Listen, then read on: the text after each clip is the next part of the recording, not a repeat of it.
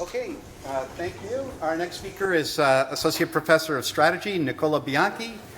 He's going to be talking about career spillovers in internal labor markets. And you got the timer right there. We'll have questions afterwards. We don't have a video, so Nicola. Great.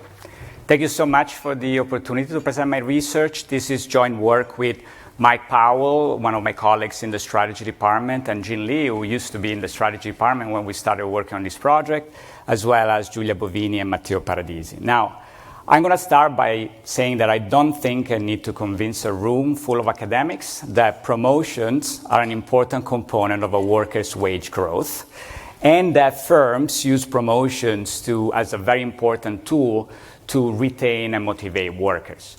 Now, the question is, when these promotion opportunities are scarce within a firm, it means that a firm might not be able to promote all the workers who are qualified to receive a promotion. And what happens is that the career success of one group of workers might come at the expense of the career success of another group of workers. This paper studies whether this situation, this scarcity of promotion opportunities, is something that applies to modern labor markets. And we are going to consider especially one factor, which is workforce aging. The idea that the supply of older workers has increased tremendously in the labor markets of high-income economies. Older workers has extended their careers. And in some situations, this might lead to lower promotion opportunities for younger workers in the same firms. Now, younger workers in the labor markets seem to agree with the statement that I just gave you, right? This idea that these promotion opportunities are scarce. We have a lot of examples in popular press where several outlets have surveyed younger workers, and these younger workers often say, yes, I fear that retirement delays among my older coworkers might affect my probability of being promoted. In spite of a lot of attention from the popular press, there hasn't been a systematic study of this, what we call career spillovers, this interconnectedness of the career success of different groups of workers in the case of limited promotion opportunities. Well, there hasn't been a systematic study of these career spillovers in the economic literature. And one of the reasons for that is that the traditional models of internal labor markets negate completely the possibility of these career spillovers to even exist. Because often in these models, what you have is that firms can always add slots to their organization. They're not constrained along this dimension, and workers can always move from firm to firm to get the promotion that they deserve. So you can see that when these two things happen, you cannot have this sort of negative career spillovers. What this paper is going to show is that instead, these two features that I just described do not really apply to a lot of firms and modern labor markets, and so you can have career spillovers. Right, let's think about the ideal experiment to study this. What we'd like to do is we'd like to have an exogenous shock to the promotion opportunities that exist within a firm. So think about taking a group of firms, divide them at random into treatment and control, and then in the treatment group, you completely block job separations, right? You prevent people from retiring, you prevent people from leaving, you prevent the firm to lay off people. In the control group, you just let the natural turnover that would happen over time naturally to just happen. And then you're going to look at the career outcomes of workers in these different sets of firms. Obviously, this ideal experiment is not achievable. You cannot block job separation, but my co-authors and I argue that the natural experiment that we study in this paper gets pretty close to this ideal experiment. So what do we study? We study a 2011 pension reform in Italy. I'm going to talk more about the reform in the next slides, but let me just introduce the three features that make this reform very advantageous for our empirical analysis, and these are going to be the three features that I'm going to expand upon later when I'm going to show you, when I'm going to talk more about this policy. It was a very unexpected change, increase in retirement age. And it was unexpected on the side of the firms and on the side of the workers, so that we can have a few years in which we can look at changes in the labor market where the workers and the firms couldn't really adjust beforehand. And then there were very limited grandfather clauses, so it was unexpected and you really couldn't avoid it. And then the third one was that the changes to the pension system were very big.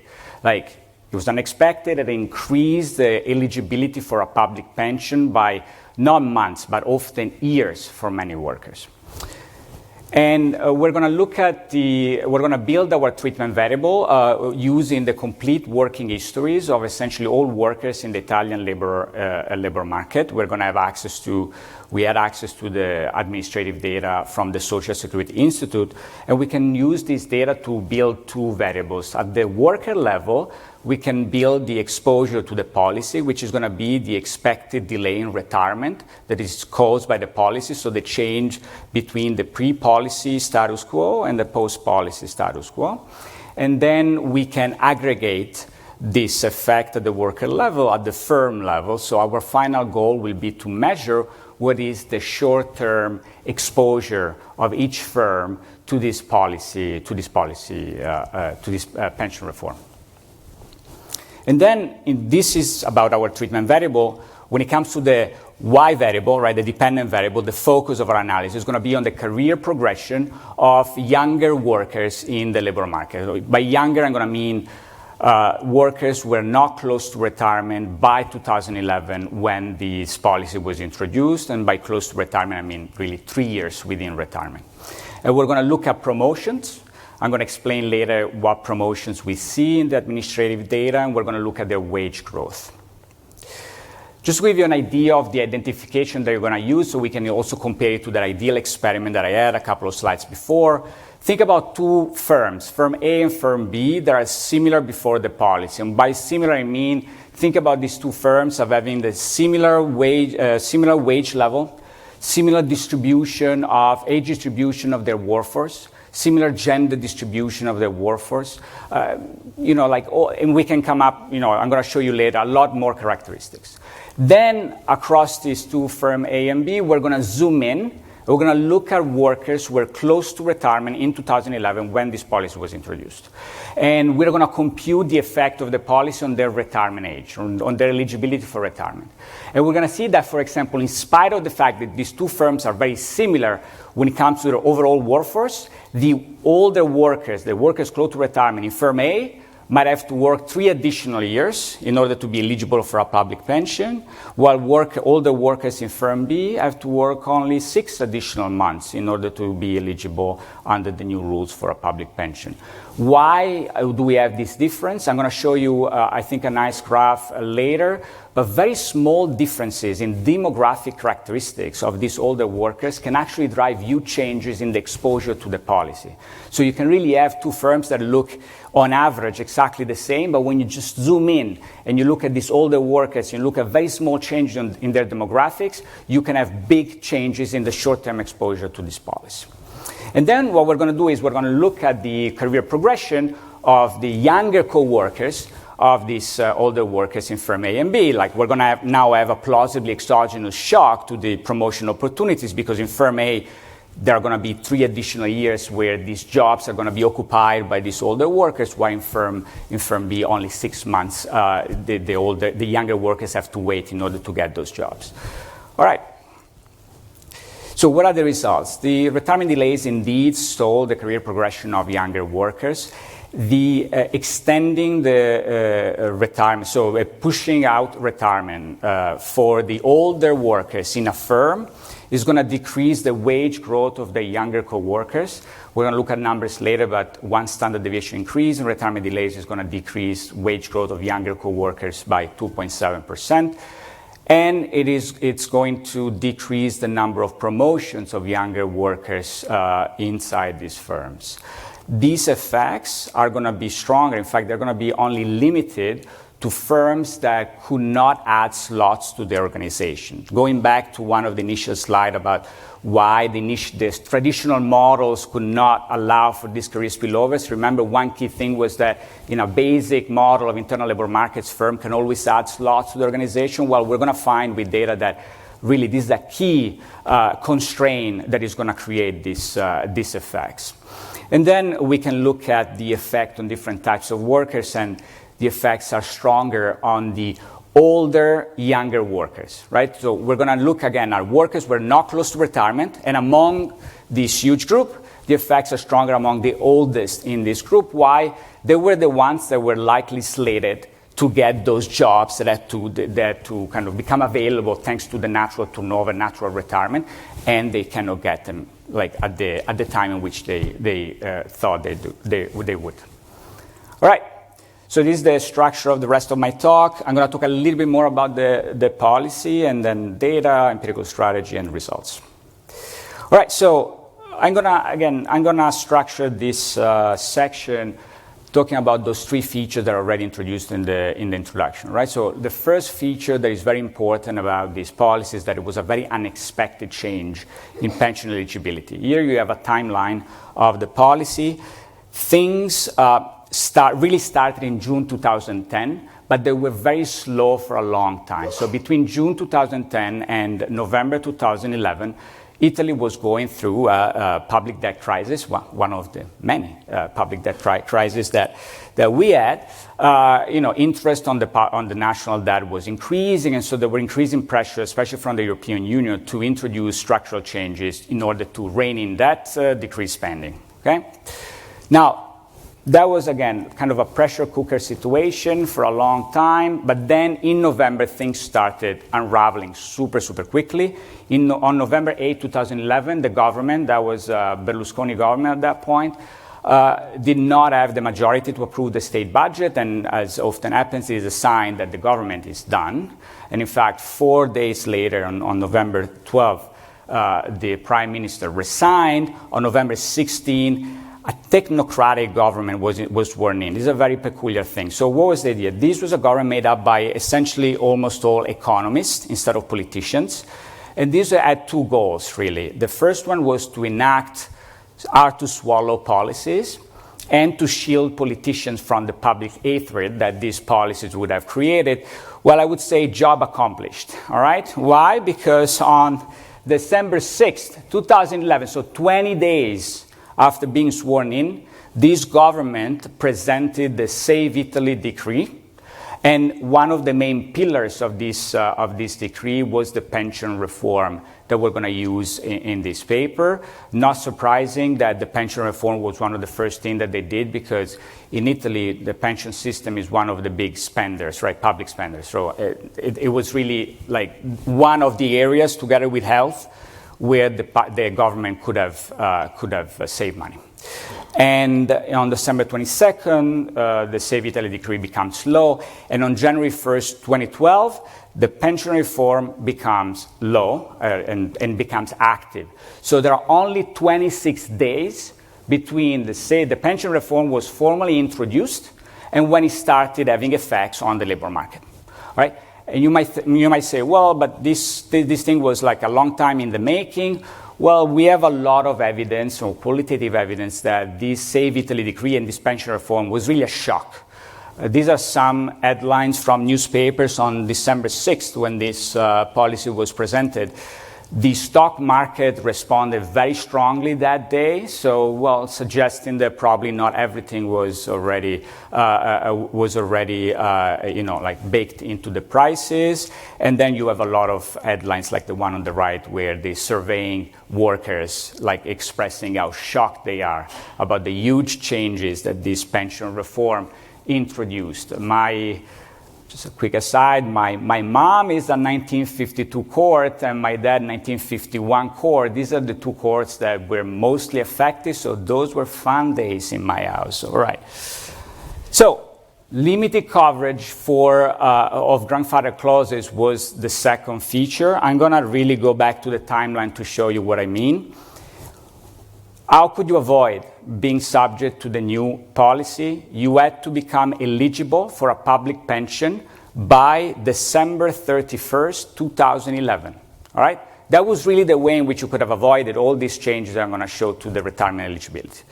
So it means that really there could have been, and there were, we saw them in the data, there could have been workers where planning to retire or to become eligible and then start the process to retiring on January 1st, 2012. On January 2nd, 2012, their firms We're obviously already planning for these workers to leave, and now they might have to stay for 3, 2, 4 years longer in their jobs, okay? Depending on their characteristics.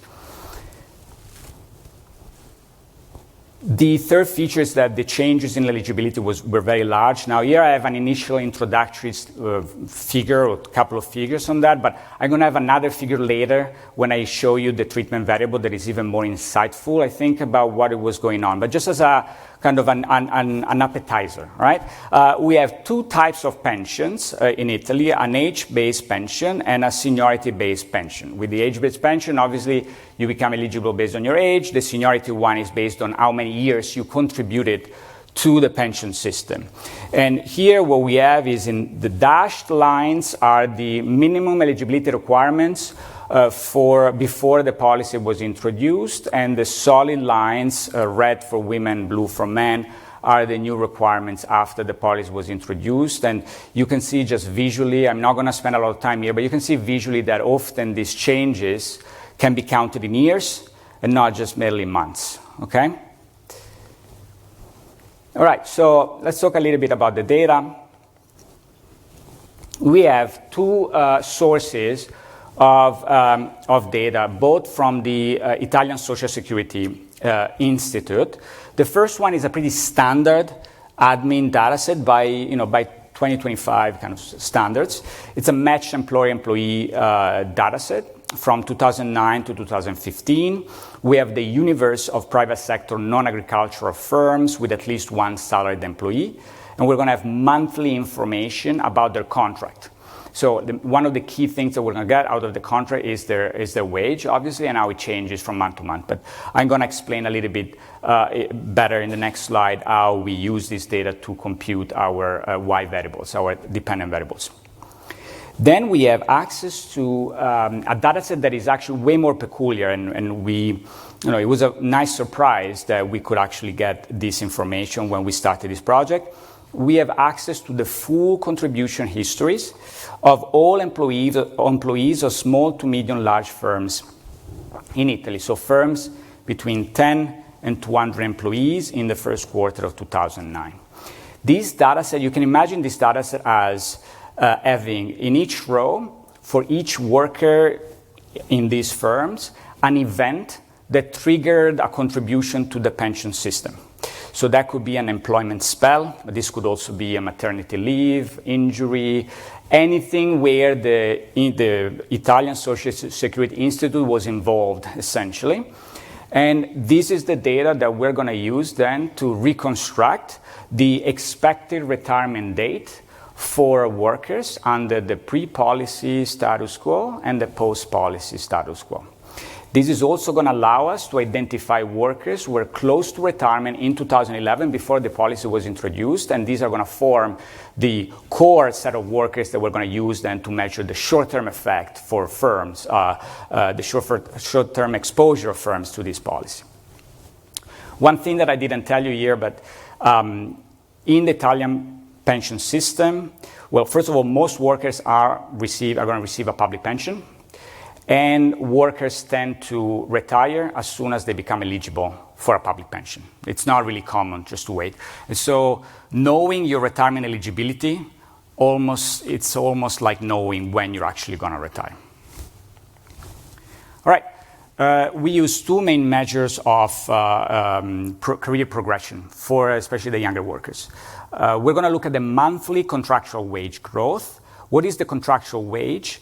This is going to be the wage that is written in their labor contract, not the take-home pay. So it's not going to be affected by bonus, worker-level bonuses or firm-level bonuses. It's not going to be affected by leaves. It's not going to be affected by injuries. It's not going to be affected by any short-term temporary shock. It's the salary that they should have gotten if they had worked the number of hours that were written in the labor contract. Why do we like this as our measure of wage growth? Because what we would really want, if we could, is their job titles. Because we'd like to see actual change in job titles and infer if these workers were promoted. Obviously, as very common, we don't see the job titles in administrative data. And so these contractual wages are going to be the best next proxy because in the Italian labor law, there are going to be very strong floors to the contractual wage that you can have given your job title. And so if your job title changes, often that triggers a change in this contractual wage. And then we're going to look at actual promotions. Why? In the data, we see big job categories. Mainly, not only this, but for the sake of this paper, really the important ones are managers, white-collar workers, and blue-collar workers. The reason why we see them in the admin data is that these are job categories that are imposed by the Italian labor law. So when you write a contract, you need to identify whether that job title is a managerial job, white-collar, or blue-collar. So we're going to see those, and we're going to be able to see switches from these big job categories. Let's say a switch from blue-collar to white-collar or white-collar to managers. And we're going to call them categorical promotion, again, because you shouldn't think about those as all the promotions that happen inside the firm, but these big and in some sense even career-changing promotions. These are just some summary stats, just to give you a description of what was going on before and after the policy. In the column 1, you have the mean per firm and year in the years before the policy, 2009, 2011, and in column 2, you have the mean per firm and year in the years that we have in the data after the policy. And you can see that in the first panel, you have let's say the first stage of the policy, the number of retirees or the share of retirees in each firm goes down. Right? You have fewer people retiring, and the total vacancies, like just the total number of departures from a firm, for retirement, but also for just, people leaving the firm, goes down as well. So you have like a decline in job separation, which is the original kind of attempt that we, of identifying this change in promotion opportunities.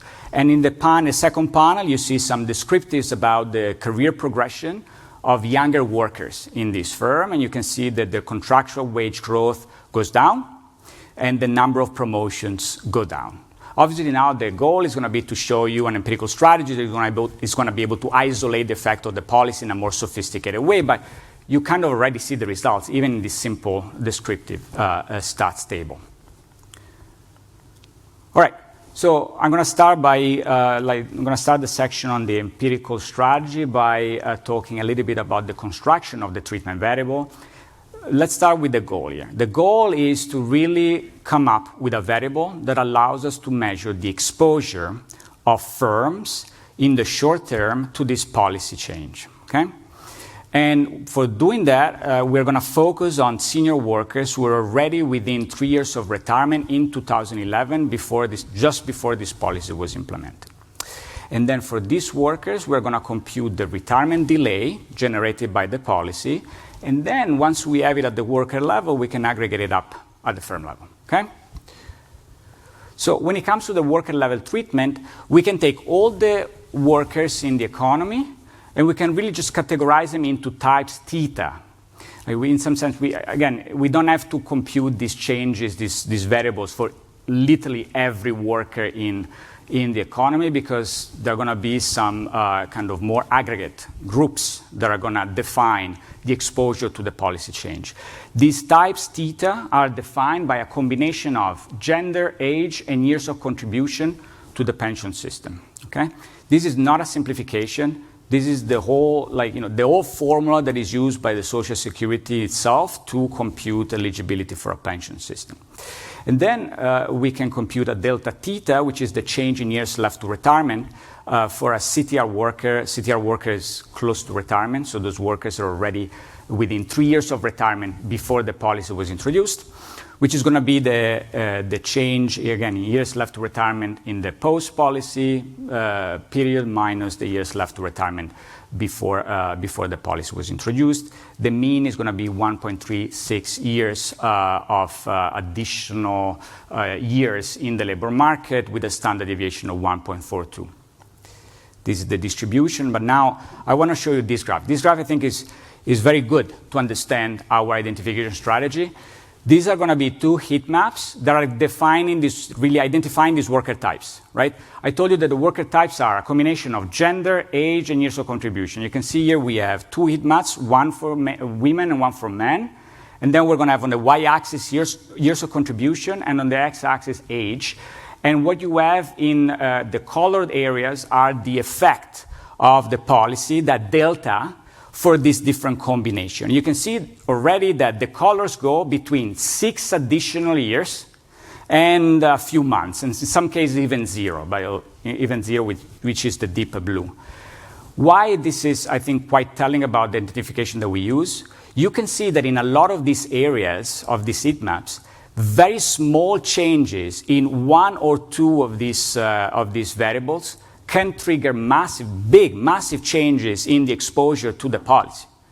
We can be in an area of the graph that is in red, right? And change, let's say, age by a few months, and we can have that this worker now have to stay, let's say, 3 versus 6 years, for example.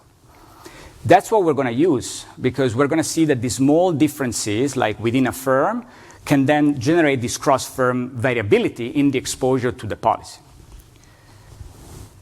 Then what we're going to do is we're going to take these deltas for, let's say, a firm I, and we're going to compute the average retirement delay for firm I, which is going to be just simply the multiplication of this delta theta by the share of the CTR workers of type theta over the whole workforce of firm I, and we're going to sum up over all types theta. Our identification is going to come from cross-firm differences in this delay I variable, this treatment variable. And where do these differences come from? Well, they come from, as I showed you with the heat map, different intensity of the exposure to the reform across the CTR workers in firm A versus firm B, right? Firm A might have a demographic composition of its CTR worker that is such that its CTR worker have to stay on average 6 additional years or 4 additional years, where firm B might have a slightly different demographic composition and its CTR worker have to stay only 6 months. But there's going to be also another dimension, which is going to be the share of CTR workers employed by firm A versus firm B. Right? How many CTR workers you're employing might affect your exposure. Now, this second dimension is generating some correlations between the treatment variable and firm characteristics at baseline. Because you can imagine that if a source of identification of variation that we are going to exploit is how many CTR workers you employ, you can already see that our treatment variable is going to be correlated with how many older workers overall you employ and how old the firm itself is, how large the firm itself is. And this can generate some concerns about the fact of, maybe our treatment variable is not picking up only the effect of the policy, but it's picking up also trends that are correlated with other firm characteristics at baseline. So what do we do for this? One thing that we do is we're going to include a lot of controls for nonlinear trends that are correlated with a ton of firm characteristics at baseline. Okay, just to kind of pack our regression with a lot of possible variation that happens across firms. And then we can also estimate the analysis on a smaller set of firms that we're going to call restricted sample, in which we only include firms that have at least one CTR worker, at least one worker close to retirement. The reason why we do that is that, firms that don't have a single CTR worker are going to have a delay variable, a treatment variable equal to 0. And just this difference between firms that have a delay equal to 0 because they have 0 CTR workers and other firms generates quite a bit of those correlation that I described on this slide. And then we can have an alternative treatment variable in which what we essentially do is we kill completely the second source of identification. So we're not going to rely anymore on the share of CTR workers employed by firm A and firm B, but we're going to just estimate the exposure to the policy by using the intensity among CTR workers themselves. Okay? All the results are incredibly robust to all these things, and if there are going to be questions, I'm going to show you some results about that. All right. So then our empirical strategy is a fairly standard difference in differences. We're going to ask how does the career progression of non-CTR workers change after 2011 across firms with different exposure to the policy, which means across firms with different retirement delays of the CTR workers. Our dependent variable is going to be a measure of career progression among these younger co-workers. And our key treatment variable is going to be an interaction of this delay I, which is the average retirement delays caused by the policy among the CTR workers in firm I, interacted with some form of time variable. It could be a set of year fixed effects or a post-reform dummy. We're going to include firm fixed effects. We're going to include year fixed effects. And at the end there, those gamma T and XKI, these are all those set of nonlinear trends correlated with firm characteristics that we're going to include. The standard errors are clustered at the firm level. This is just a table to show you pre-reform trends in all the main outcomes that we're going to look at here. What you would like to see is nothing statistically significant, nothing big. You just want the firms exposed, differentially exposed to the policy to trend in a similar way before the policy was introduced, and that's what this table shows you. I'm going to show you graphs as well that show this. All right, finally ready to go to the results. This is essentially one of the main graphs that answer the initial research question. What this graph shows you is the effect on the wage growth, the monthly wage growth of younger workers, the effect on that of increasing the retirement age of the older workers in this firm by 1 additional year, right? What happens if to the younger people, if you force the old people to stay 1 additional year in their jobs? If there are no career spillovers, right, in the traditional econ models of internal labor markets, you should say nothing at all. You should not see any effect. But what you see here is that after the policy was introduced, there is a decline in wage growth for these younger workers. No effects before, a decline. The magnitude is 1 standard deviation increase in retirement delays of older workers decreases the monthly wage growth of younger workers by 2.7%. These are big effects. No, they're not small effects, okay? And this is just a table that shows you the result in column 1, again, in the whole sample, and in column 2, in the restricted sample in which we only have firms with at least 1 CTR worker. And if you remember, the reason was that by doing that, we break a lot of the initial correlations between the treatment variable and firm characteristic at baseline, and you can see that the effects are incredibly robust in this restricted sample. In fact, they're stronger. They're almost twice as big. All right. Now I'm going to move to another dependent variable, internal promotions instead of just wage growth. I like this analysis because it's not just about another Y variable. It's going to allow us to really test the mechanism that we have in mind. And what is the mechanism that we have in mind? Again, it's a mechanism of, you can call it congested slots, right? The idea that there were these jobs that were supposed to open, like thanks to retirement. They do not open, at least at the time in which they were supposed to, and now there are no promotion opportunities. There are no jobs for people from below. Okay? Why this is going to matter? It's going to matter because according to our channel, like to our mechanism, where you block people inside the company is going to have different effects for different people, right? Because I need someone above me to stay in their job for longer in order for me to have a harder time getting those jobs, but if someone below me gets blocked, I don't care that much, right? My career opportunities are not going to be impacted that much. All right, so this is how we see the firm in the admin data, right? Again, this is not how the firm operates. If we had HR data, we could see actually like a different picture, but with admin data, this is what we see. Managers, white collars, blue collars.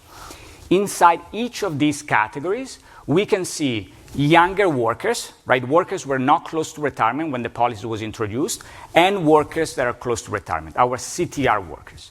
And among these CTR workers, we can compute, again, their effect, their exposure to the policy, so we can see that some workers were highly impacted by the reform. These are the ones in red, and some older workers were not that much impacted. These are the ones in green. So instead of computing the retirement delays at the firm level, we could compute the retirement delays for subgroups of workers inside each firm. We can compute the retirement delays among older managers, among older white-collar workers, among older blue-collar workers. This is going to be great when we then look at promotions across these categories, because, for example, if we're going to look at promotion from blue-collar to white-collar jobs, we can have some pretty strong predictions about what this retirement delay should do to the ability of younger workers to move from blue-collar to white-collar jobs. Specifically, we're going to say, look, if we're right, blocking older workers in white-collar jobs is going to have pretty large negative effects on the ability of people from below to get white-collar jobs. But blocking older people in blue-collar positions should not impact that much the ability of going up. So in order to test this, we are going to just augment our difference in difference that I showed you earlier. Now we have promotions on the left-hand side, and we're going to have two sets of treatment variables. We're going to have the retirement delays in this case, it's promotion from blue-collar to white-collar. We're going to have retirement delays of CTR workers in blue-collar jobs and retirement delays of older workers in white-collar jobs. The rest is the same. And this is the effect on the number of promotions to white-collar jobs of younger workers of now two things: blocking older workers in white-collar positions by an additional year. This is going to be the black line. Blocking older workers by an additional year in blue-collar jobs. This is the red line. As you can see, that the negative effect comes from blocking people in the target jobs, and you don't have much of a negative effect on the promotion to white-collar of blocking older people in blue-collar jobs. Okay?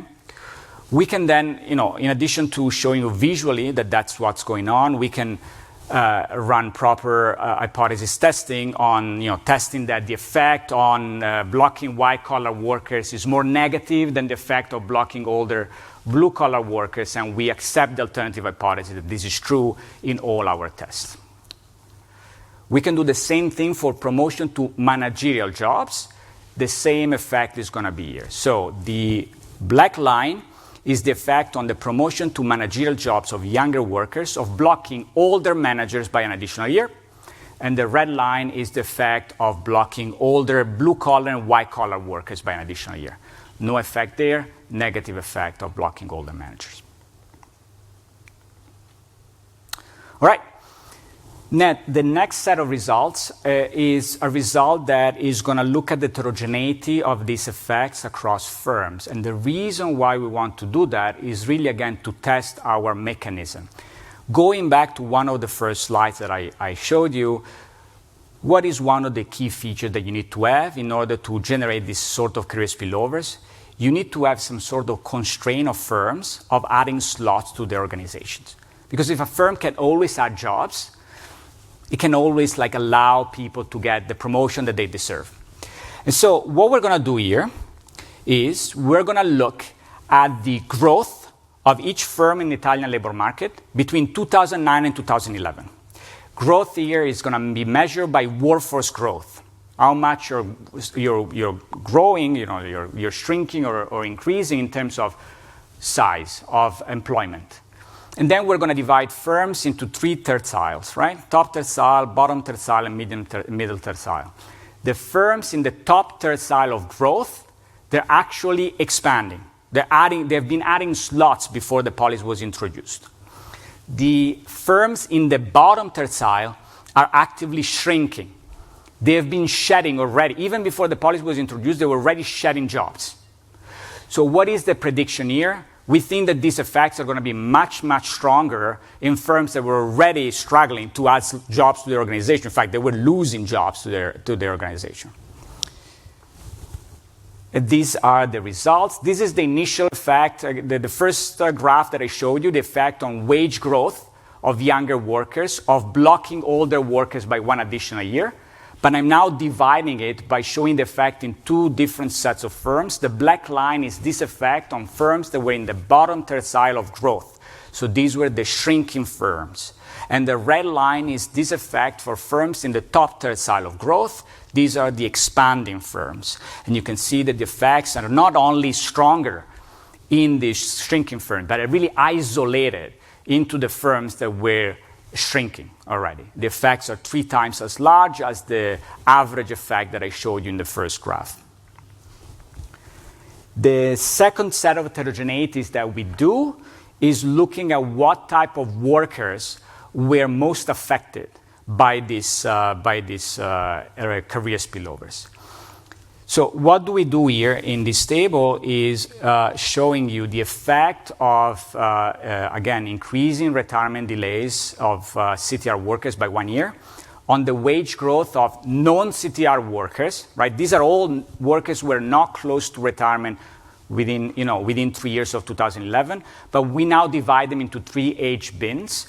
Workers that were at most 35 years old, workers that were between 36 and 55, and workers that were over 55. And you can see that the effects are much, much stronger among this third group, workers who were not close to retirement in 2011, but they were over 55. And I think that that makes sense given our identification strategy. Our identification is really looking at short-term differences, right, in the next 2, 3, 4 years after the policy across different firms. If firms are using seniority as one component to give promotions, we can imagine that these workers who were above 55 were the ones that were slated to get those jobs immediately after these jobs were becoming available. And so because we're looking at these effects immediately after this policy, it makes sense that these workers are going to be the ones where these effects become more apparent in the short term.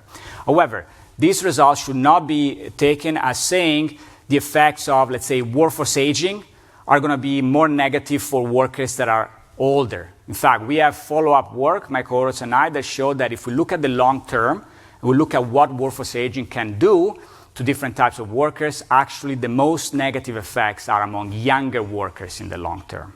Okay? All right, so I have a few things, additional results, robustness checks, but I'm going to leave this for if there are questions. I want just to say one thing, and then I'm going to conclude. I think that there's, in the paper, we talk about alternative channels, and I think that there's one, at least, that is worth mentioning. Some of our results could be explained by a simple financial shock to the firms, not this more complicated, congested slot mechanism, but just the idea that, firms were thinking that these jobs would have become available again, right? And part of their wage bill would have become, available because, workers were retiring, then to use it to give promotions to younger people, to give, increases in wages to younger people. But now this wage bill does not get freed because these older workers stay longer in their jobs. And so it's not that the slots are congested. It's just that these firms, they don't have money to give promotions in the short term. There is one key difference between our mechanism and this financial story. And the difference is this. In our mechanism, as I showed you earlier with the promotions, the place where you block workers matters for the effect. Meaning, if you block workers above, upper in the hierarchical structure of firms, you're going to have more negative effects because there are going to be more workers below that are going to be impacted by the fact that jobs above them are going to be blocked.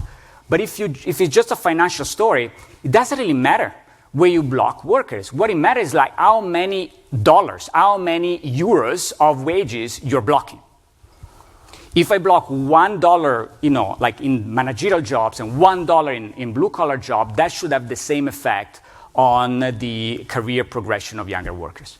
So we're going to test this theory. What we're going to do is we're going to restructure our treatment variable.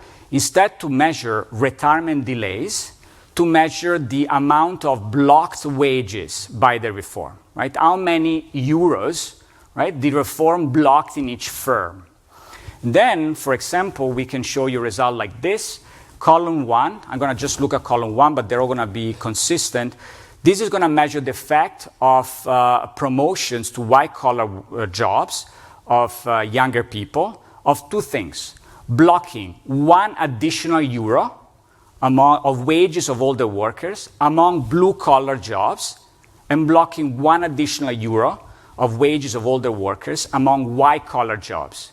And you can see the coefficient of white-collar, of blocking 1 additional euro of wages of older workers in white-collar position is a much more negative effect than blocking the same amount of money, 1 additional euro of blue-collar wages.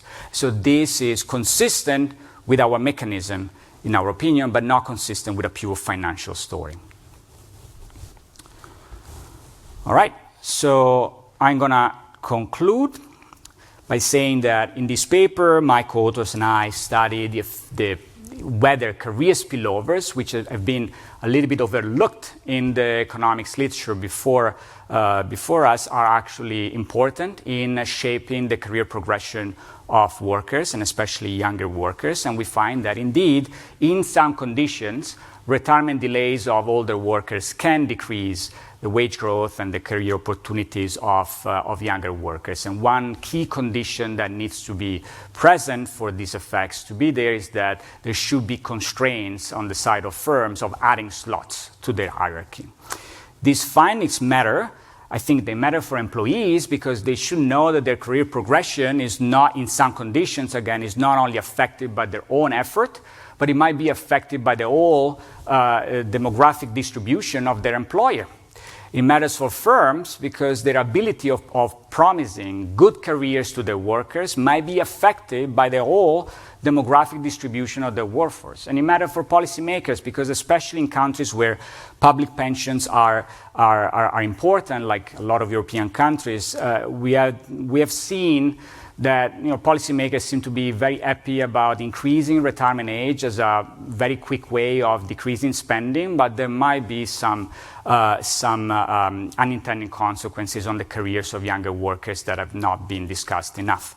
I've been doing a lot of work on this broad topic of workforce aging. My co-authors and I have a paper on the effects of workforce aging on the gender pay gap.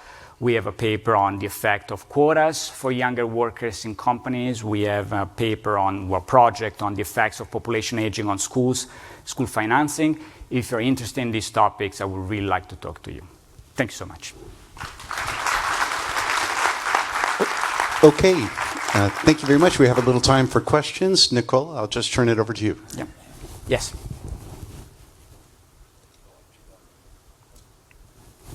Are there any interesting, you might have skipped over this in your robustness check, interesting cross-sectional variations in the outside options of workers across firms? Yeah, good question. We haven't looked at that, but that would make sense because it would speak about the other. We focus mostly on the constraint, like on the firm side, right, which is adding or not slots, but there's also constraint on the worker side, right? Can I move, right? And I absolutely right. We haven't looked at that, but it makes a lot of sense. Call it? Sorry. Yeah. Can I go? Okay. So just a quick question, very compelling set of findings. Did you think about the flip side of what Bob just asked, the hiring policies? I don't know what the external hiring intensity is at these firms, but one way they could deal with this clustering at the top or squeezing at the top is by slowing down hiring, right? Yeah. So did you get a chance to look at it or think about looking at that at all? Hiring, we have a table on hiring. I can tell you, I think the answer to your question is, I would say twofold. Like we can look at the effect of hiring, after the policy, there's like a slight negative effect. It's often not statistically significant. There's mostly an effect on firing. Like the firm seems to be responding on that dimension more than hiring. But I think I take your question to also kind of make it a little bit more like a broader answer. And I think it's like our findings also tell us the firm should take the hiring a little bit more strategically than what they do in some sense, right? Because if let's say you're a startup, and you're like doing a lot of hiring because you want to grow, you also want to think about the long-term consequences of your hiring because there's going to be a point in which you're going to stop growing that much, and the demographic distribution of your workforce at that point might affect quite a bit how you can structure your personnel policies in that period of slower growth.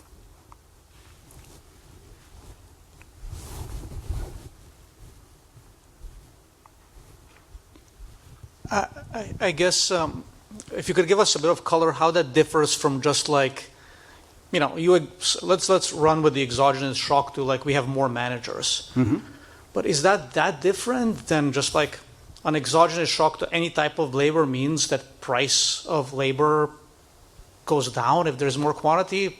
Same for any type of capital, same for widgets. Yeah. And then normally we think of these things as like, these are then pecuniary externalities, and like in a Valrasian sense, we don't really care about these, and therefore having more labor is a good thing in aggregate and so on? I think it's a great question. So in fact, I'm going to speak more about another paper, to be honest, to answer your question. So think about the long-term consequences of workforce aging in labor markets, right? If we use like a standard economic thinking, we'd say, look, older workers are increasing their supply by a lot relative to younger workers, right? So what we should expect on the long term is seeing the wages and the promotion opportunities and the outcomes of older workers to look worse over time relative to the outcomes of younger workers if they're, for example, imperfect substitutes in the production function, which is the standard assumption that we have. We see the opposite. In the data, we see the opposite. As older workers became more common in the labor market, their opportunities improved, and the opportunities of younger people became worse. So there's something here that is going on inside firms. There are some constraints so that when you have, for example, a shock to the supply of older workers, to the supply, let's say, of older managers, who's paying the price of that inside the companies is not the category for which the supply increased the most. Okay? Yeah, so great paper, and my parents were also born in 1951, 1952, so I'm very familiar with the setting.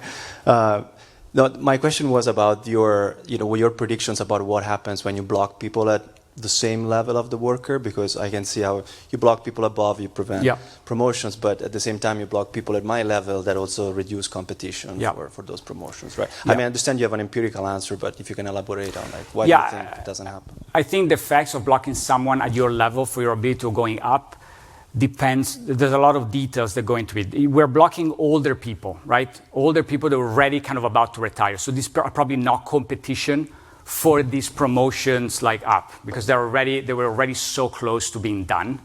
And so what could you have here is that instead of having like more competition for these jobs, you have the positive effects of having these older peers that stay there, and they can transfer their knowledge to you. We have some papers from Simon Jaeger with German admin data that shows some of these effects, that having older people kind of at your level could be good. Maybe a quick question. Maybe it's similar to maybe your answer now, but if I squint at that graph that you show with red and black and terciles, it seems like having more older workers in the firm was helpful to younger workers for expanding firms. Do I read this right? It was slightly positive, yes. It was slightly positive. So that seems interesting, and then why wouldn't the firms hire more older workers to begin with if there's a positive externality? So I've been thinking about this, and maybe you have some views. Yeah, we don't have a lot. So we don't have, I think, I'm just talking more broadly about the labor literature. I don't think we have a good idea. So we know that it is factually true that like younger firms are growing, like startups and not only, are hiring, like the majority of the workforce is young. Why are they doing that? I honestly don't know, but I agree with you. These results seem to, not just this result, but also other results in the labor literature seem to think that, well, it could be quite important to have a healthy chunk of older workers when you're growing. I absolutely agree with you.